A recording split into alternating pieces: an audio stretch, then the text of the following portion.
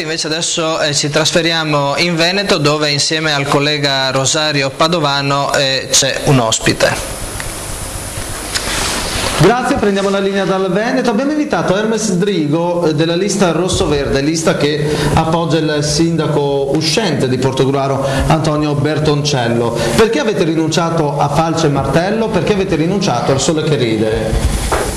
Bene, sì, io non vorrei continuare a discutere di questa faccenda qua perché vorrei parlare del progetto della città futura. Comunque è una scelta che è stata fatta dal partito della Rifondazione, ovviamente con tutti i diritti che un partito ha, e rispetto a questa scelta noi andiamo avanti su un progetto che è il nostro progetto di città futura.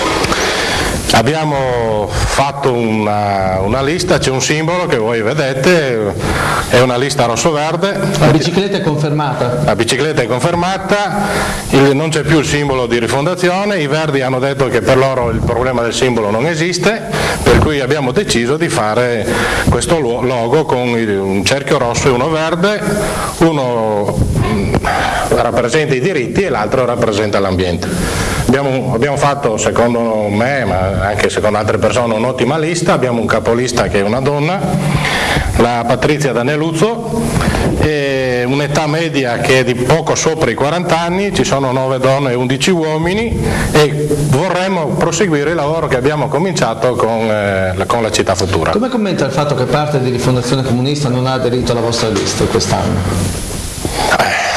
Io non so, nel senso che posso intuire che da una parte ci sono scelte nazionali, dall'altra parte ci può essere anche un disaccordo su alcune iniziative o alcune attività che abbiamo fatto o una valutazione non positiva.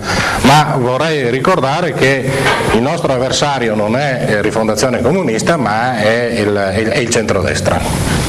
Va bene, ringraziamo dunque Hermes Drigo, consigliere comunale uscente e candidato per la lista rosso-verde che appoggia il sindaco di Portogruaro uscente, Antonio Bertoncello. Grazie, la linea alla redazione centrale. Arrivederci.